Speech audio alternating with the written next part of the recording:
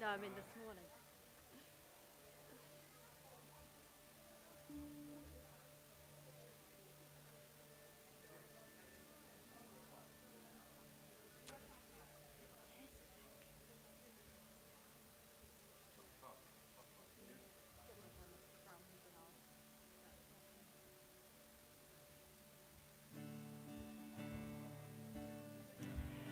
Welcome everybody to Shore Vineyard Church. If you're able to, why don't you stand? Keep drinking your tea and coffee if you want to. My name's Anne, and I'm here to help us worship the Lord God together. I was reading some chapters of John this week, and I was reading about one of the parables, one of the miracles, and this kind of feeling came over me of when we're worshipping, we're doing it for God. We're not doing it as a show or a performance. It's for us and for Him. And so we're starting today with You and You Alone. It's a song we might not have actually sung for a little while here, but it really speaks to that relationship between you and God and how our desire is to follow Him and to be with Him.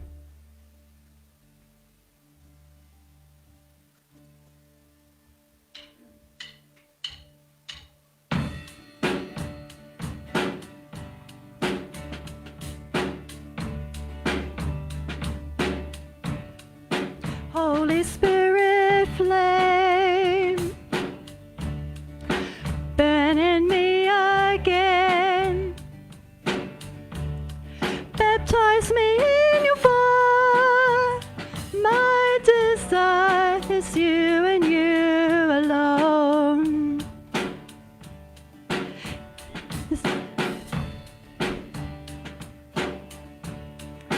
Jesus, I will walk.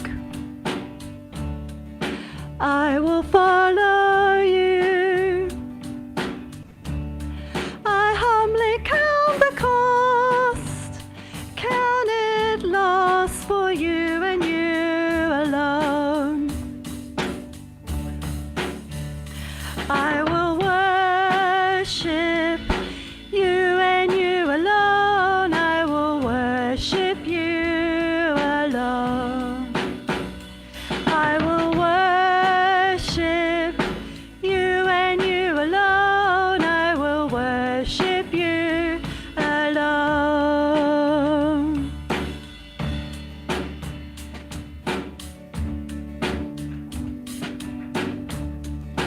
O Ancient of Days, Father, come and reign over us in truth, surrendered to you and you alone. Father, Spirit, Son, three in one, you and you alone. I will worship you and you alone. I will worship you alone. I will worship you and you alone. I will worship you alone. I will worship you and you alone. I will worship you alone. I will worship you and you alone. I will worship you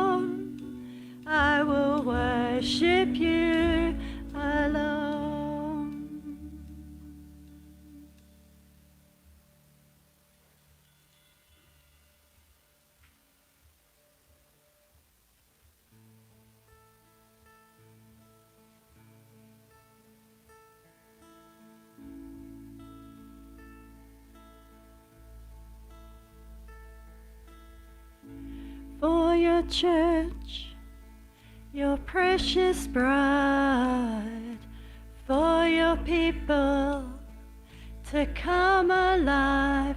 Come breathe on us.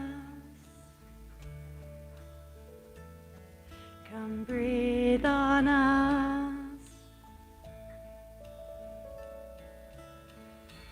For the lost to sing aloud, for shouts of freedom to resound.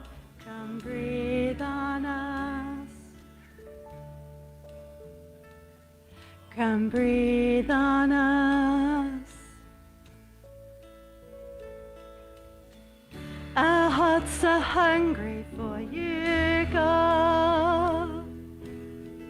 Our hearts are hungry for you, God. So breathe on us.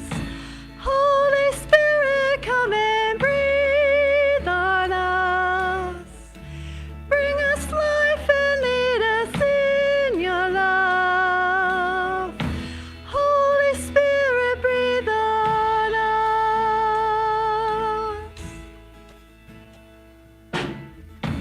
For your church, your precious bride, for your people to come alive. Come breathe on us. Come breathe on us. For the lost to sing aloud, for shouts of freedom to resound. Come breathe on us. Come breathe on us. Our hearts are hungry for you, God. Our hearts are hungry for you, God. So breathe on us. Holy Spirit, come and breathe on us. Bring us life and lead us in your love. Holy Spirit, breathe on us. Breathe on us. Holy Spirit, come and breathe on us. Bring us life and lead us in your love. Holy Spirit, breathe on us. You have opened heaven, let your spirit blow. You have opened heaven, let your spirit blow. As you said it would be, let your spirit blow. You have opened heaven, let your spirit blow. You have opened heaven, let your spirit blow. As you said it would be, let your spirit blow.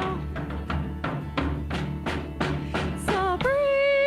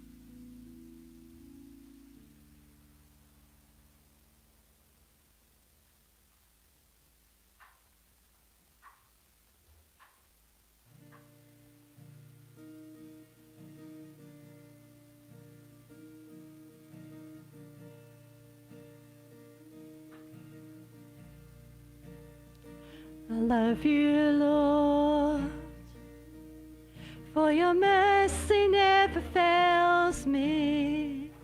All my days I've been held in your hands.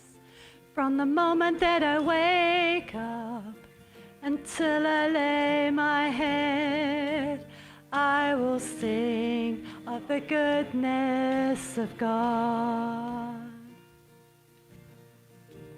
All my life you have been faithful. All my life you have been so, so good. Every breath that I am able, I will sing of the goodness of God. I love your voice. You have led me through the fire, the darkest night. You are close like no other. I've known you as a father. I've known you as a friend. I have lived in the goodness of God all my life. All my life you have been faithful. Jesus, you're faithful. All my life you have been so, so good. With every breath that I am able, I will sing of the goodness of God. All my life you have been faithful. All my life you have been so, so good. Every breath that I am able, I will sing of the goodness of God.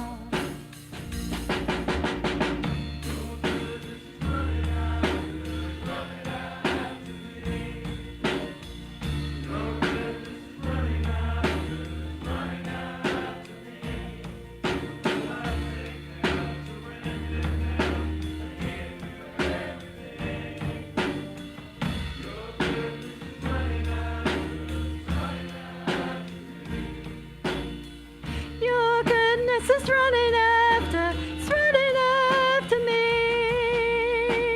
Your goodness is running after me. With my life laid down, I'm surrendered now. I give you everything. Your goodness is running after me. All my life you have been faithful. All my life you have been so, so good. With every breath that I am able, I will sing of the goodness of God.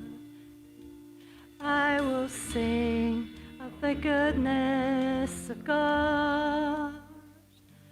I will sing of the goodness of God.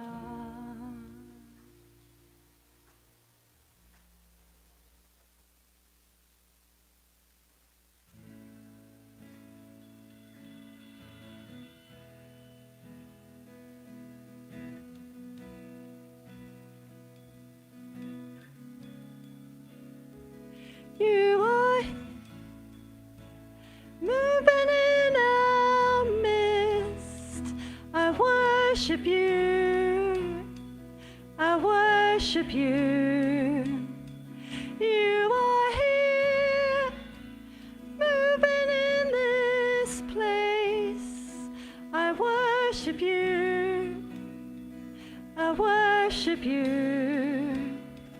You are here, moving in our midst. I worship you.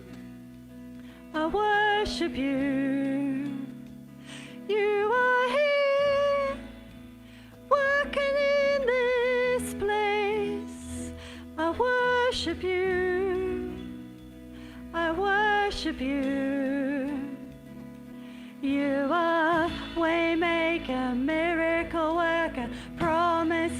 keeper, light in the darkness. My God, that is who you are. You are waymaker, miracle worker, promise keeper, light in the darkness. My God, that is who you are. You are here, touching every heart. I worship you. I worship you. You are here, healing every life. I worship you. I worship you.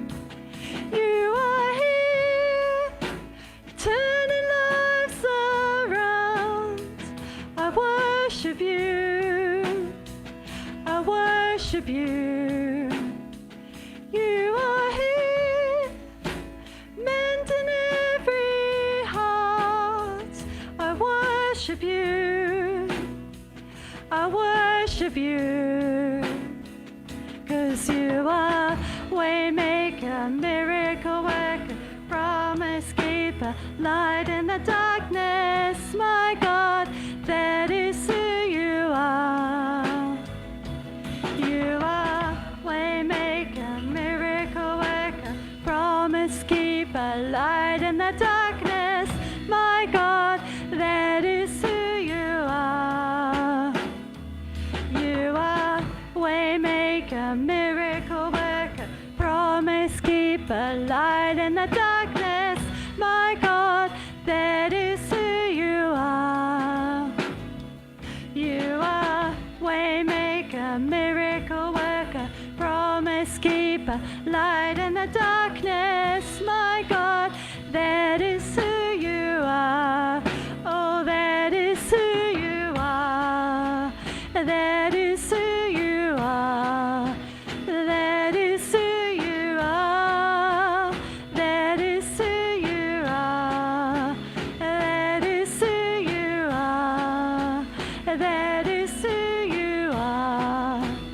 That is who you are. That is who you are. You are waymaker, miracle worker, promise keeper, light in the darkness. My God, that is who you are. You are waymaker, miracle worker, promise keeper, light in the darkness. My God, that is who you are. Even when I don't see it, you're working. Even when I don't feel it, you're working. Never stop working. Never stop working. Even when I don't see it, you're working. Even when I don't feel it, you're working. Never stop working. Never stop working. Even when I don't see it, you're working. Even when I don't feel it, you're working. Never stop working. Never stop working. Even when I don't see it, you're working. Even when I don't feel it, you're working. And never stop working. Never stop working. Waymaker, miracle worker, promise keeper, light in the darkness. My God, that is who you are. You are waymaker, miracle worker, promise keeper, light in the darkness. My God, that is who you are. Oh, that is who you are. That is who you are. That is who you are. That is who you are.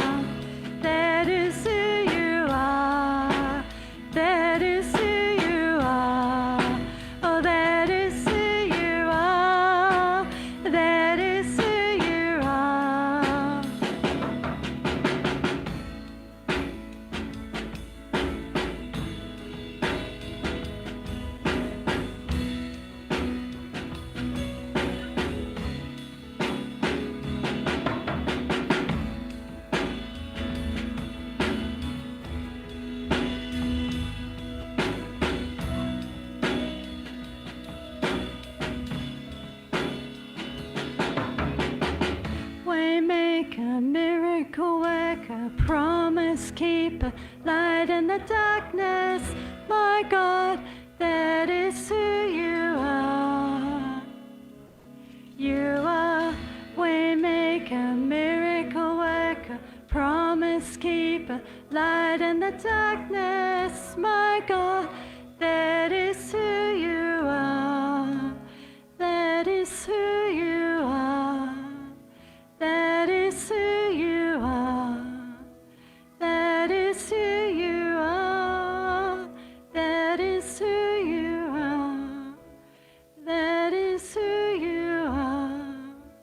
That is who you are. That is who you are. That is who you are.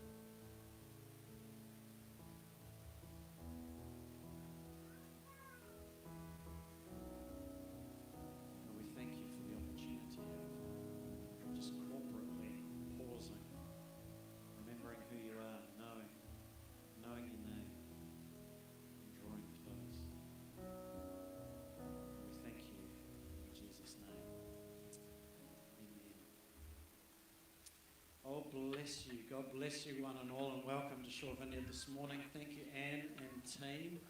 Wonderful to worship together. If I haven't met you, my name is Vic Francis, and it's a great pleasure to be in church with you today. It seems like a little bit of a strange day, even though I'm not affected by holidays. Some of you guys are, so always the last Sunday of the holidays. Some are delighted to be back, and some are dreading going to school tomorrow or whatever it might be. I'm not sure how that works, but bless you, whoever is in those sorts of situations. We also have the progressive engagement of our evening congregations and our morning congregation. And I'm also aware, wonderfully actually, no, I should, if I could be really quick, I'd say something different, but I'm just going to say what I was going to say, and it's not wonderful, of those who are sick at the moment. And there just seems to be quite a lot around. And so if you're going to be watching us at some stage on Facebook Live, bless you and bless that congregation as you are gathering around. It's tough sometimes, and so we want a real blessing on your lives as well. One of the things, because we are somewhat in a state of flux congregationally, because we're not doing our evening service as of last week, one of the things that I'm wanting to do is to introduce you to a few people so that you can get to know who's in your church. That seems like a pretty good thing to do. And this morning I've asked Julia Allen and Tyrone and Tunovich to come, and we are going to have a wee interview with these lovely people. If you don't know them, you're going to know a little bit about them in a few minutes. So Tyrone, why don't you grab one of those? And Julia, why don't you grab one of those? So just if you come a little closer, can we be seen? Because this is a movie experience as well. We're okay? So we're okay. Oh, that's really... Well, welcome. It's lovely to see you. Julia, maybe we'll start with you. Tell us something about you. Well, I have 3 children, all growing up, and 6 grandchildren. All but one live on the North Shore here, which makes it really easy for me to keep in touch with them, and I love, I'm number one Nana supporter, and love to just ride along their journey with them. I love gardening, doing puzzles. I run a ladies group. Some of the ladies come from this church, and then I have a lot of friends that join us as well. And that's a pretty special time. We meet fortnightly. I've got a 100-year-old father who lives... That's worthy of note. Yeah, it's pretty special. And he's still able to live a bit of life. So he's... but he does need a lot of support in that. I'm thankful that he's like 2 minutes down the road at a retirement centre. So makes it a bit easier for me. That is wonderful. Thank you, Julia. Tyrone, how about you? Tell us a little bit about you. I help out with the youth group on Wednesdays, and I help out with kids' church sometimes on Sundays with the primary school age kids. I love sports. Good, sporty guy. And I'm just working full-time right now in hospitality, so Tank, Juice Bar. There you go. Tank and Takapuna, right? Tank and Takapuna Mall. There, yeah. They're 5 days a week. If you want to come by and say hi, feel free. You're just going to be inundated, mate. Yeah, it's just going to be like that. So Tyrone, Shore Vineyard, how long have you been here? Why are you here? How do you find it? So I've been here for 3 years now, joined in 2019. It doesn't feel that long because of COVID. It kind of feels way shorter than that. But I came here in 2019 with my older sister and brother-in-law, Wade and Rihanna Marsh, if you guys know them. And then I think about 3 months after I came here, they moved to the UK. So I stayed behind here, kept coming here with knowing no family, and then I started coming to youth group. And here I am now, 3 years later. That is amazing. That's a great story. And how about you, Julia? Maybe a little longer than 3 years, perhaps. Yes, I feel my roots are here, actually. I go back to the very beginning of when we were Harvest, and then we changed to Vineyard, and Vic and Fran became pastors. So I've journeyed with lots of families and seen families grow and couples get married and people coming and going, and Isn't that amazing? Yeah, and that is one of the things about being around for a while, isn't it? You do see those things. Yeah. But I love the worship, and I love connecting with the Lord, and I love being able to have an opportunity to support what we're doing here. Fantastic. So Julia goes back beyond the start of this church. Julia and Fran used to work in a church office together back in, I don't know, the early 80s or something like that. So that's a long time ago. So we've walked this, and as one of maybe only half a dozen or so people who have been here right from the beginning. So you're an amazing part of the story, and excited to continue to be part of that story.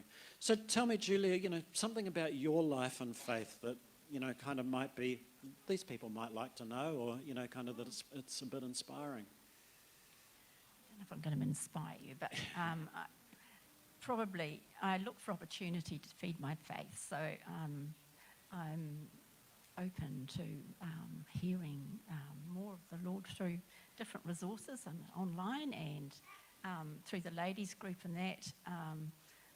All of us, except maybe one that comes occasionally, and that are Christians, and so we all have a life journey together, and we all share our life journey, and we all learn from each other. I think it's really important to feed your faith, kind of thing, and I just look for opportunity in doing that. Lovely. Well done. How about you, Tyrone? Anything happening sort of, that you'd like to share? I guess my journey of faith, it started here. Prior to coming here, I believed in God, but I wouldn't call myself a Christian.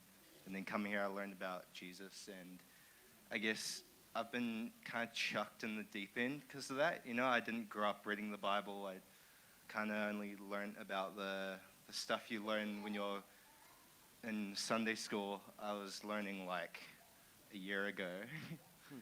So, I guess just in terms of my faith, like, I'm not as, like, far forwards as, I guess, other people, especially my age and people I know, have grown up in church. So, I guess chucked in the deep end. Chucked in the deep end. That's amazing. I'm loving it, and it's it's great. You're keeping your head above water by the sound of it. So that's trying. Trying to. That's amazing. I reckon it's, I've learned some things today that I didn't know about these guys, and I know these guys already. Some of you won't have even known their names yet and stuff, and I reckon people like Julia and Tyrone are worth getting to know, really, as indeed are all of you guys, which I hope is a little bit of an inspiration, to get to know each other, sort of across the room and sort of, kind of behind the chairs and all of that sort of thing, sort of the people behind you and all of that. I was thinking about it, though. For me, it's great to get Julia and Tyrone up here together. So if we take away from all of us and just look at this, I want to say to you, Tyrone, you're in church today because someone like Julia has faithfully prayed for more years than you've been alive for us and for our church. The church that you have, the faith that you've been able to find. You might think it's the people who are up the front, but it's actually people who have been both up the front and behind the scenes for decades, create an environment that you can thrive in. And so Julia is part of your whakapapa, I guess we could say, even though you may never have really talked to her or met her before today, which is amazing when you think about it. And then Julia, I'd say to you, kind of Tyrone is sort of the fruit of yours and many others' labours, of prayers, of sort of trust for the future of Shore Vineyard, for example, or for the future of faith, or, whatever it is. And so we genuinely walk this walk together. And I just think, how cool is that to be able to be working sort of cross-decade, cross-generationally, and, cross, different ways of connecting, and to be part of church together. And I think, as it's relevant here, it also can be multiplied right through us as a congregation. So I want to really encourage you. There are Julias and Tyrones sitting next to you, in front of you and behind you right now. We'll meet some more of them over subsequent weeks in church. But in the meantime, aren't they fantastic? Let's give them a hand. I'm so inspired by it. You can pop it down over there. Oh, I think that was wonderful and heartwarming. It's so good to be together. If you are a primary schooler or a preschooler, we have a great children's ministry with Kira, who's going to be leading it today, and a few other parents, and I believe we have sparklers for preschools with Jamie, if you would like to come out. So Fraser, our children's pastor, is away today. He's down country with Becca, his wife, both of whose parents are seriously ill. And so do pray for them. Becca's dad is terminally ill, and Becca's mum is very unwell as well. And so they've gone down there to be with them this weekend. If you are an intermediate or early high schooler today, we would usually have Seek. That will start again next week with Carly. If you are really struggling, you're welcome to kind of nip out and be a good influence in kids' church and to help out rather than a bad influence in kids' church. So if you do that, if you get my drift, that would be a fantastic thing for you to do. Apart from that, I want to encourage you to stay here with me. Couple of things. If you're sick, and man, there are quite a few families with COVID and various things coming out. Please stay home. We'd love to see you next week. If you're sick this week, we'd love to see you next week. I think it's a pretty good health and safety thing. If you're new, if you're not receiving our Thursday email, the Thursday email is really important. So just fill out some details on the forms at the back there, little cards, and we will get in touch with you. We won't blast you. You won't hear from us too often, but hopefully it makes you feel part of who and what we are as a church. We've got a couple of things coming up soon. So on the 14th of November, which is a Monday night, which is not a great night normally, but it's when he's in town. There's a guy, Gary Best, and he's the former national director of the Vineyard in Canada. He's a good friend of ours. We're doing this through New Wine. New Wine's basically just asked to use our building, and actually Coast Vineyard are going to be leading worship on that night. So it's a real hybrid. Gary Best wrote the book Naturally Supernatural that some of you may have heard of or read. Just really worth being here. So do come along. Hopefully we can pack the place out, with people from various churches and places. But it's nice to have a venue that we can do that. And I think you'll love it. And I think God might come. So I think it would be a great thing. And then I'm not 100% sure of my rolling, but I do want a drum roll as the next one comes out. It might be the wrong slide, but Carly, you're going to give a drum roll. Let's go. I'm excited about this because we have been totally hopeless in previous years and told you about 4 weeks before camp out that it's happening. And this time, for next year, we already have dates. So, isn't that great?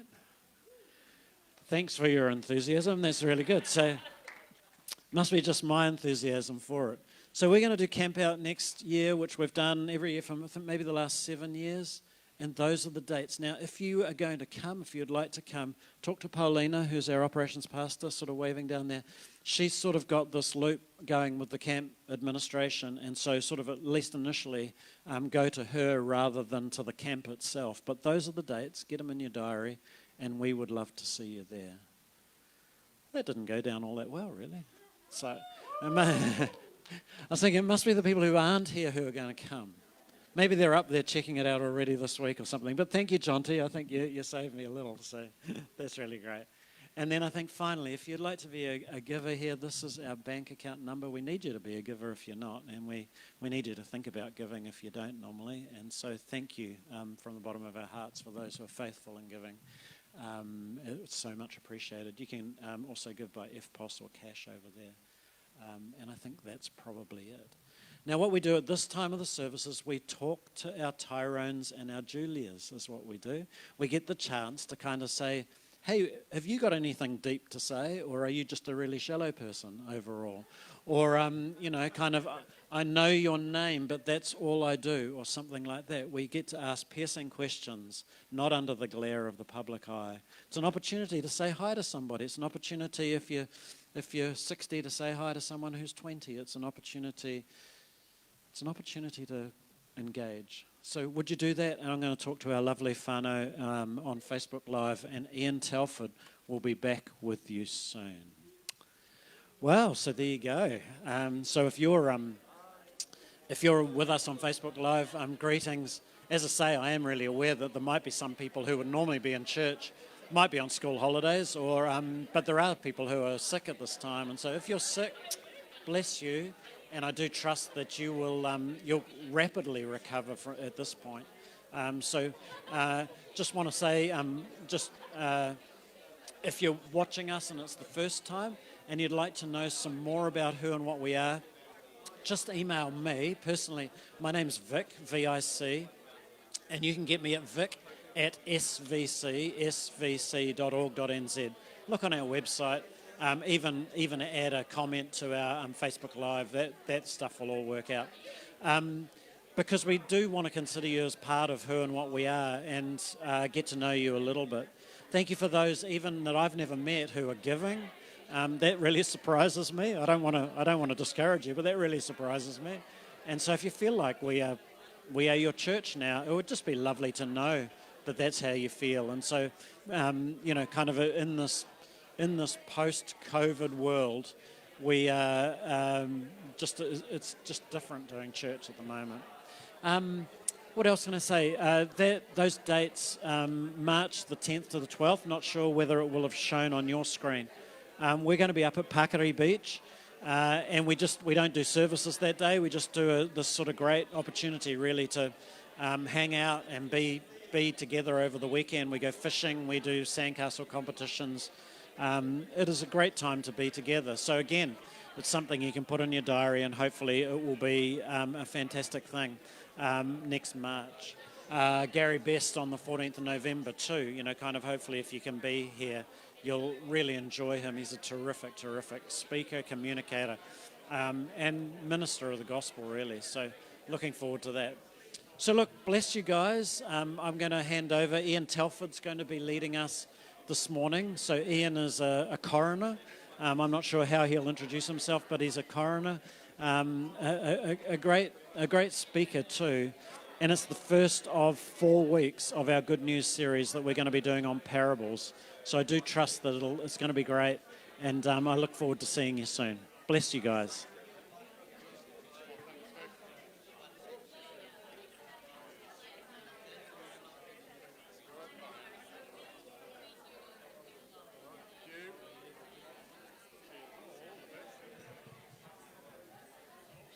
Come right, but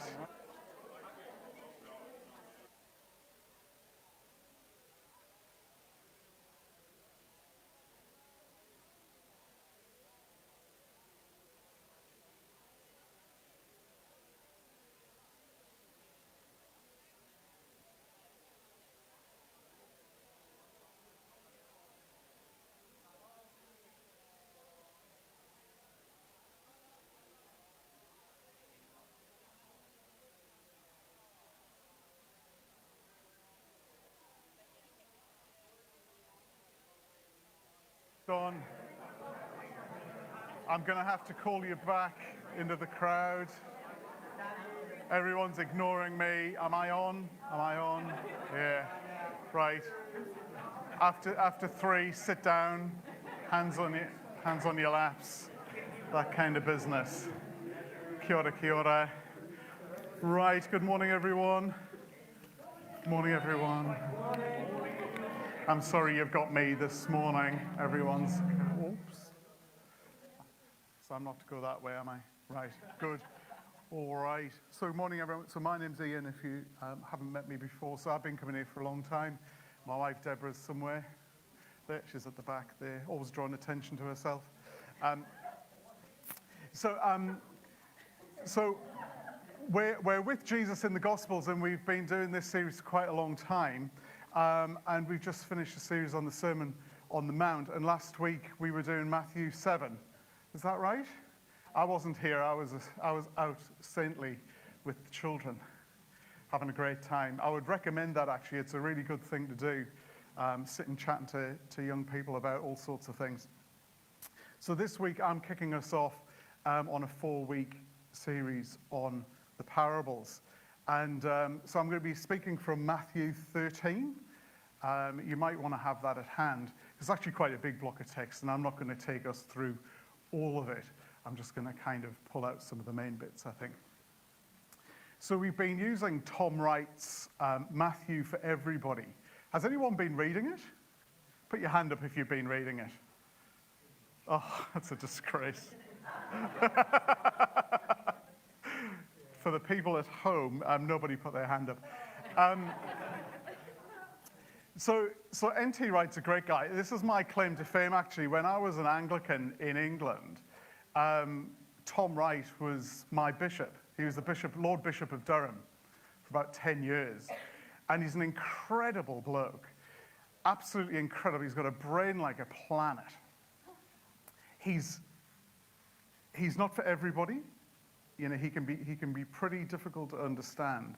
But I would recommend you read some of his stuff. If it's under N.T. Wright, that's the heavyweight stuff. Under Tom Wright is the sort of more understandable stuff. And that's the stuff that we're sort of working from at the minute.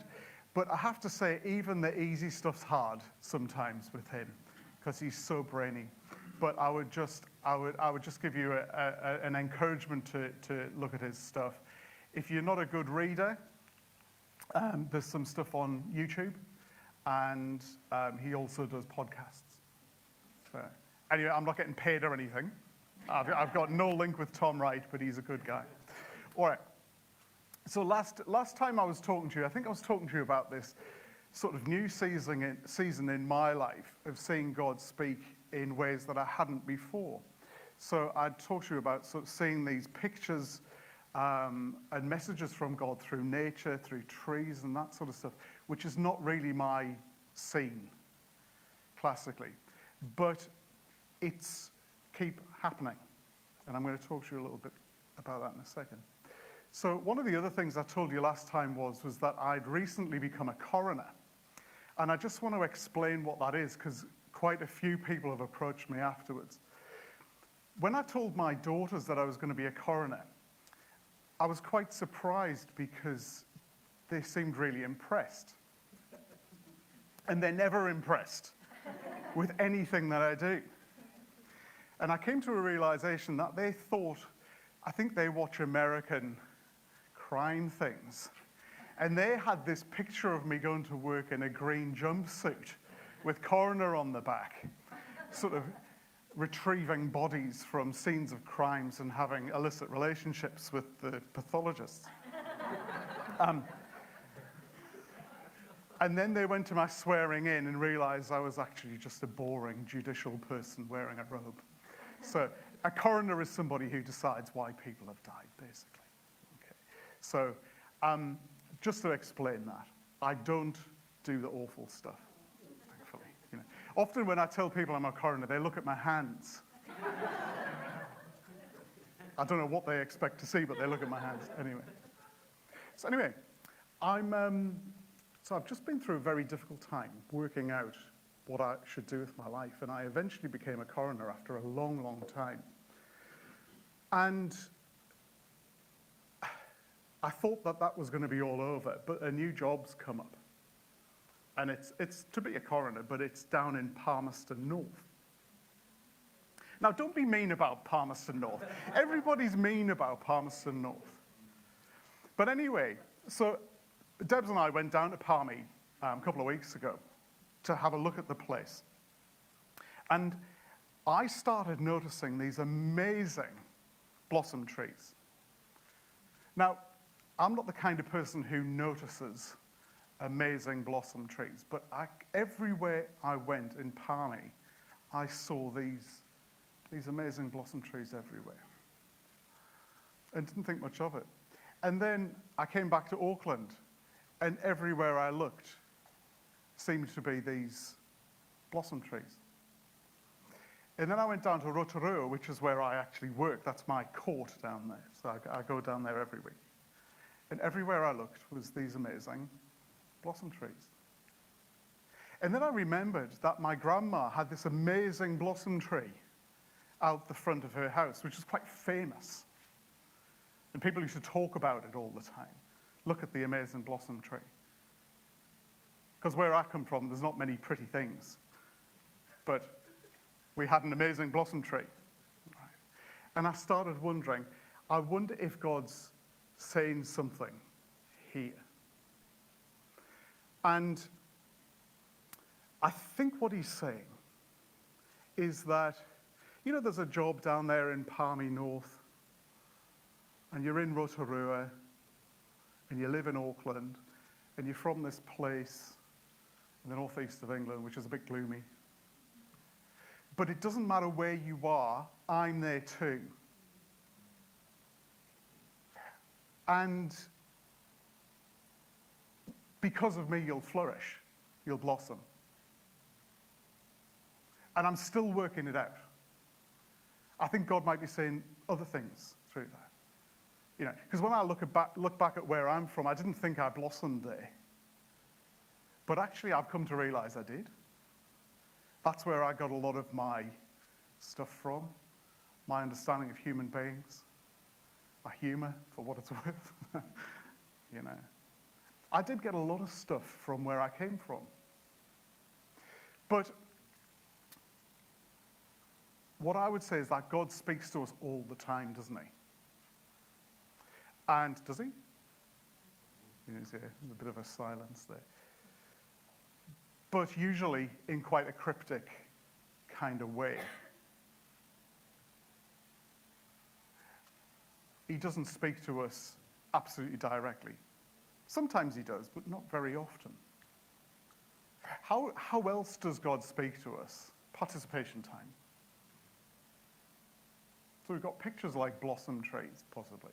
How else does God speak to you? Through other people. Yeah. Through scripture. We're definitely going to get into that. Through music. Circumstances.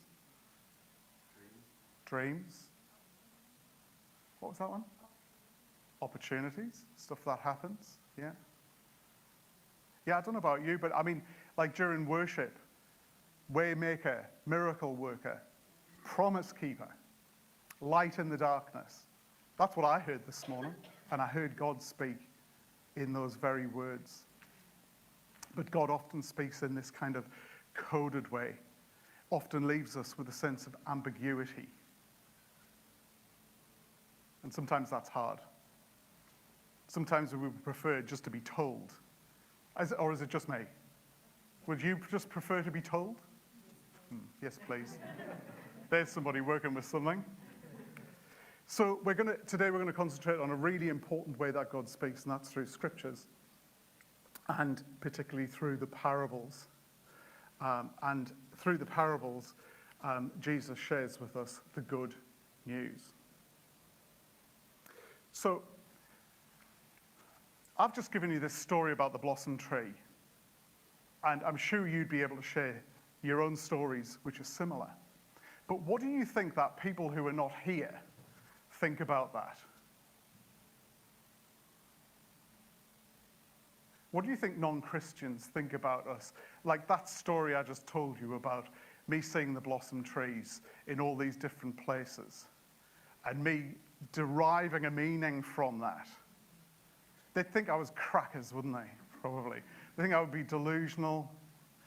They'd think, oh, look, he's just reading his own stuff into it. It's it's just a blossom tree. And he's just making stuff up. He's hearing what he wants to hear, I guess. He's been hoodwinked into a religious narrative. He's making stuff up. And I mean, Paul sums it up really well, I think, in the first letters of the Corinthians, and this is something that comes back to me time and time again. The message of the cross is foolishness to those who are perishing, but to those who are being saved, it is the power of God. So people outside think, oh, that's just nonsense. But to us, it is the power of God. And to us, these messages are life-giving, they're amazing, they're not just coincidences, they're not just stuff that we're reading into. It's God cutting through and speaking to us directly. And they remind us of what? They remind us that God is here and that God's interested in the minutiae. God's interested whether I'm a coroner here or in Palmy North or in Rotorua. I believe that God is interested in that. Is it the most important thing? No, it's not, but I believe that God is interested and is working in and through that.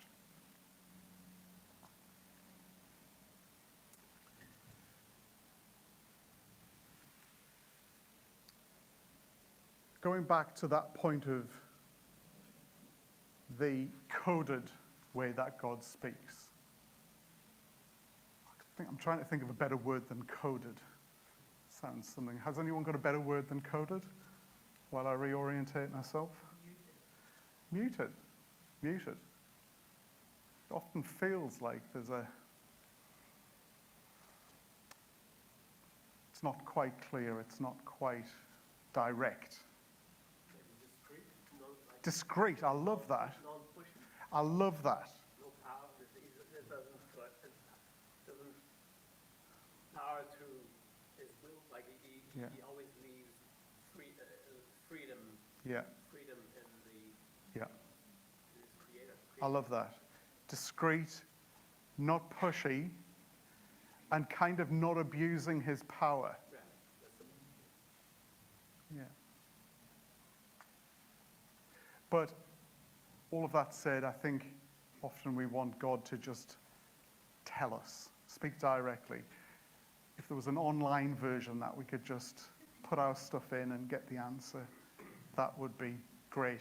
But the reality is it's just not on offer, right? Like we can moan about it, and I'm English, so I'm good at that, but we can moan about it, but it's not on offer. For those of us who have been saved, what God says and the way he says it is our lot. And Tom Wright talks about this, and it's really what Pierre was saying, and I think Pierre puts it better. It's kind of like another aspect of God's grace. He shows us things gently. He gives us just enough. He gives us time to adapt to it and to change and to move and then come back and have the discussion again. Because, if we had God's instant direction every time we stepped out of line or whatever, that would be quite hard to cope with, wouldn't it? If you think about it, it's kind of, we want that. But be careful for what you wish for, eh? Because you just imagine, before a holy God, what that would mean for us. So to be a person of the way, we have to embrace the cryptic. We have to embrace it, I think. We have to be comfortable with the mystery very, very often. We have to look with open eyes and ears. It's just the way it is. But with the cryptic comes the amazing and sometimes the amusing. I just want to give you another example of this stuff. I remember years ago, I wanted to be a full-time Christian person, minister. And I wanted to be a youth worker. And I'd been a part-time youth worker, but I wanted to be a full-time one. And I applied for it, and I was convinced God wanted me to be a full-time youth worker in a church. And as is my way, I went on ridiculous. I went on retreats and, not that it's ridiculous to go on retreats, I shouldn't be saying that sort of stuff. But I thought a lot about it. And I was incredibly overinvested in it. Anyway, that's the long story. The short of it is that I didn't get the job. And I was gutted. Wasn't I, Deborah? Yeah. Utterly gutted. And so I said, right, in fury, I said to Deborah, let's go for a walk. Let's go to Causey Arch. Causey Arch is a bridge in the middle of the countryside. And it used to be a bridge for steam trains or something, but it's now just a beautiful walkway in the country. So we were walking and walking, and I was getting angry and angrier because we were looking for Causey Arch Bridge. And I was saying to Deborah, where is this flipping bridge? It was a little more colourful than that. And I turned around and started reading a plaque and realised quite quickly, as I was screaming the words, where is this flipping bridge? I was standing there. For those of you at home, I was standing on the bridge in the middle of it. Now, to some people, that might just be me being stupid and shouting, and I was just obviously in the middle of a bridge. But what do you think? What do you think God was saying? Any ideas? Don't look so hard. Don't look. You're here. You're here. You know, you're looking for where you need to be or what, you know. But actually, you were here all along. You're in my will. It doesn't feel very nice. Sometimes it doesn't. But you're here. Cryptic, but in my view, clear. Sometimes we have to do some work to get the clarity. And I see the parables as a kind of written version of God the cryptic. God in his true voice. I see the parables as the way of Jesus telling us the good news, but with the cryptic. So in today's chapter, Jesus is pointing us to the greatest of news. He's telling us about the kingdom of heaven. But we need to be clear that Jesus is not giving us advice here. He's giving us the news. And there's a difference between news and advice. There's a big difference. Because many Christians think that Jesus came to give good advice on how to live, good morals, how to get to heaven, how to pray, all that sort of stuff. And there's some truth in all of that, obviously. Jesus was good. Jesus was really onto it. He had great morals. He was perfect. He was a great teacher. He was the best teacher. But if we stick with just that, we miss the central point. We miss the news itself. Are you with me so far? Yeah, good. Because with news, something is happening. And as a result of the news, things are going to be different. Things are going to be different, just as in life.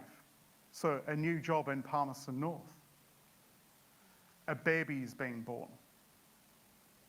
Surgery on Monday. Right. That's not advice, that's news. It's good news. Something's going to happen or is happening, which, and I'm going to have to read this and I might have to go back to it.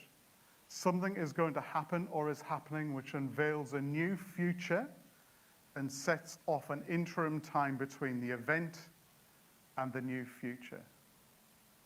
This is Tom Wright, so I'm going to go back to it. Something is going to happen or is happening which unveils a new future and sets off an interim time between that event and the new future. So the coroner will be preparing for a new life of blossoming in Palmerston North. The newborn baby will go home and grow up into a teenager. And then your life's over.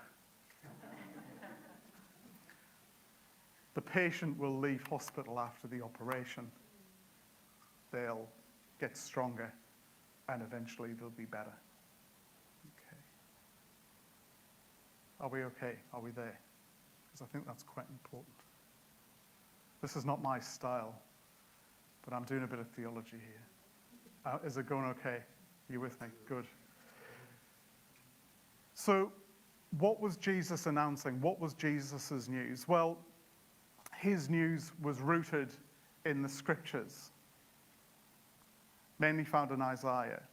The prophecies that would have been well known to those in the know. This is where me and Wright diverge a bit. Israel's God would take his power and reign. God would become king. God will overthrow the pagans, rescue his people. He'll return to Jerusalem in person and power to fill the temple with his glory. So that's what they would be expecting. That's what they were listening for. Some of them. And plenty of Jews in Jesus' day were longing for this to happen, for God to come and take charge and to sort it all out, to rescue them, to bring a new way. Many would have been listening to Jesus and thinking the time had come. The prophecies were being fulfilled. Perhaps this Jesus is it. Maybe it's this prophet, this guy, he's the one. He's going to rescue us. He's the one that's calling us to arms. a military revolution. That's probably what they were expecting. That's how they were expecting salvation to come. But that's not what they got. The good news Jesus came with was a radical redefinition of power itself. The rulers of this world, he said, they get what they want by bullying people and by being tyrannical. Well, we're seeing a lot of that at the minute, aren't we? But actually, there's nothing new under the sun. It's been the same since the existence of human beings. How do human beings get what they want? Often, they bully and they harass. And Jesus says, look, my kingdom's different. We're going to do it a different way. I didn't come to be served, but to serve, and to give my life as a ransom for many. My kingdom will come through the all-conquering power of self-giving love. Now, Tom Wright says, the people in the crowd would have got that because of their knowledge of the scriptures, right? But I'm not sure. I mean, some of them would. Some of the ones, some of the teachers and all that stuff, But I think there would have been plenty of people there who would have been totally clueless. If you look at Matthew 13, and it talks about, Jesus went out of the house and sat by the lake. The crowds gathered. He got into a boat and sat in it. And everyone else is on the shore. And then he starts teaching. So my reading of that is that it's the crowd. It's everybody. And I think that's kind of representative of the way we are now. There'd be people who, like Tom Wright, who have gone to theological college and who would know stuff. There'd be people like me who did a couple of papers in theology and thought, but I know a bit. There'd be people like some of you who are really learned in the scriptures. Some people who were totally clueless. And they'll have been sitting there and wondering, what's this guy on about? So we look at what Jesus says here in this parable, and he starts talking about what the kingdom is like. I'm going to have to turn around because I can't quite read that.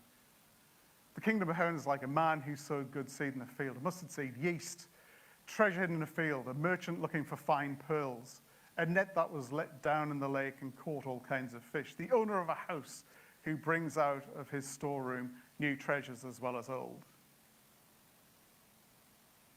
That's me just obviously condensing the kingdom of God is like stuff. But these people in the crowd, that's what they would have been sitting and listening to. And these are not nice little illustrations, as we talked about earlier. They're radical statements about a new world order. They're not little moral stories. This is Jesus bringing news. This is Jesus saying, this is what it's all about. This is the kingdom that's here and not yet.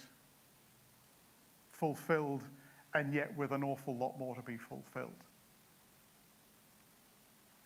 And Jesus is speaking here in a really purposeful way, in a cryptic way.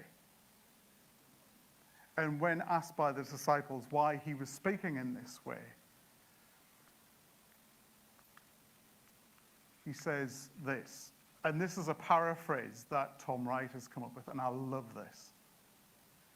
He said, this is why I speak in this way. It's going to be hard for you to understand, but that doesn't mean it's untrue.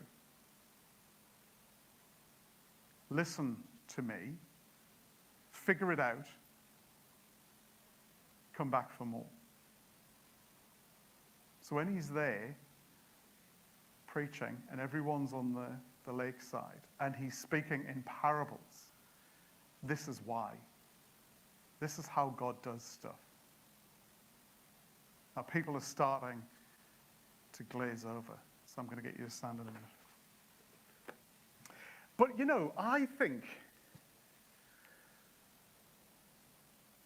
I think that kind of summarizes the Christian life in many ways. Do you reckon?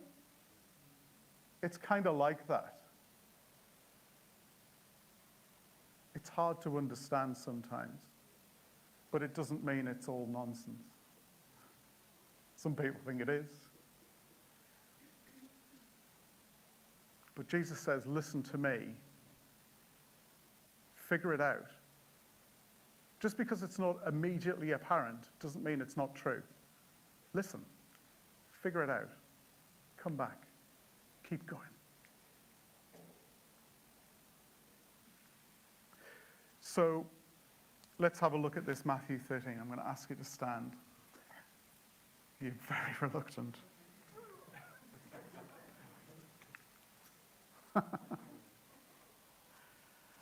I wasn't going to get you to stand, but you were just looking like you were about to fall asleep, so I thought I'd better do something. So at about that time, Jesus left the house and sat on the beach. In no time at all, a crowd gathered along the shoreline, forcing him to get into a boat. Using the boat as a pulpit, he addressed his congregation, telling stories. This is from the Message.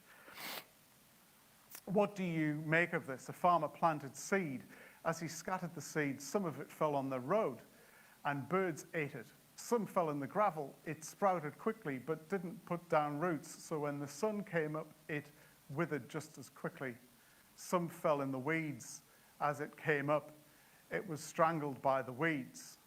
Some fell on the good earth and produced a harvest beyond his wildest dreams. Are you listening to this? Really listening? And then they go, what's that all about?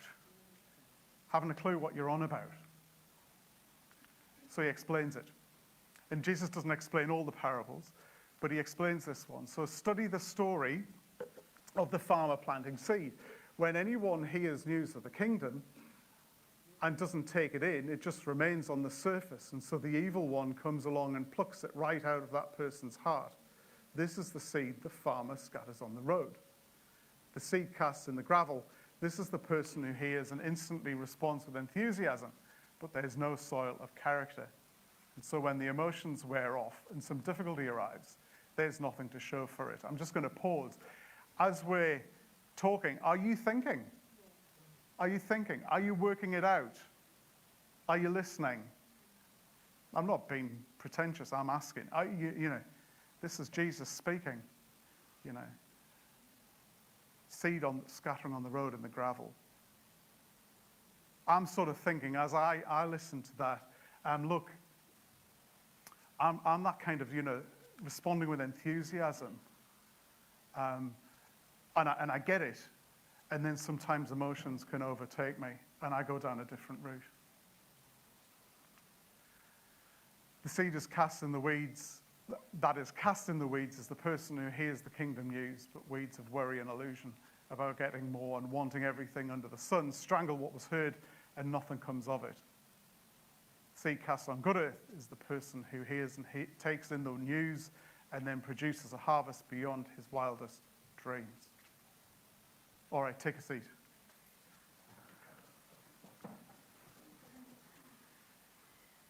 So see, it looks hard, but when you engage with it, as you just have, you would have been listening to stuff and you would have been thinking and you would have been trying to apply that, right? I'm sure you were. I could tell you were. You were engaged. You were 100% with it.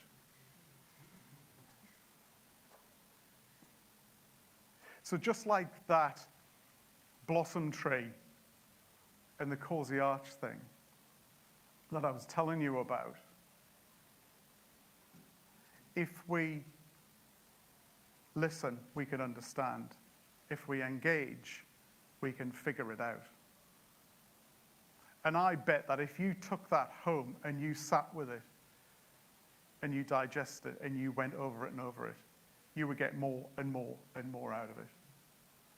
With my situation, I'm thinking there just as I see that. I see the weed picture, Like in my heart, I see that blossom tree and it's like, oh, God's got it. It doesn't matter where you are, you're going to be sorted. Don't worry about that. But I've got to be careful about the noise in my head which goes, and let the weeds come and just rob me of all of that peace. So I think the challenge for us today is, do we really believe that this Jesus is who he says he is? Do we believe on the one who stands in the boat and speaks to us on the shore? Who says, I'm the Word, I'm the Savior, I'm the Redeemer, I'm the Lord, I'm the bread of life. I'm the Creator, I'm the Master. Waymaker, miracle worker, promise keeper, light in the darkness. I'm the Son of God, I am God. God with us, Emmanuel. Do we believe that he speaks? And do we believe that he speaks now? I mean, not just the historical Jesus that says these nice stories, but do we believe that Jesus has got something to say to us now, here?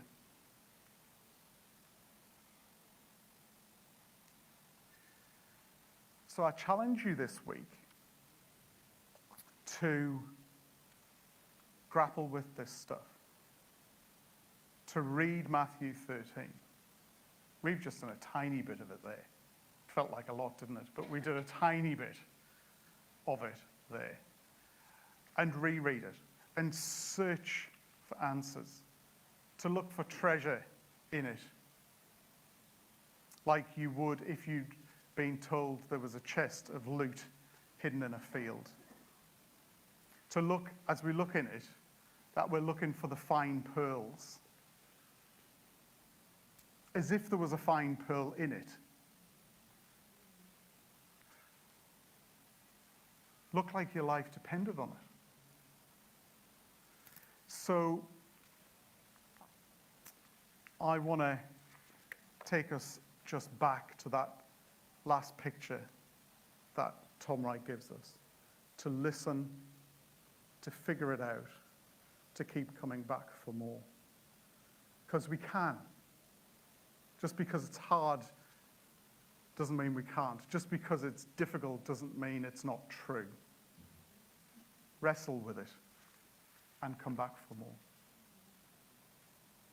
All right.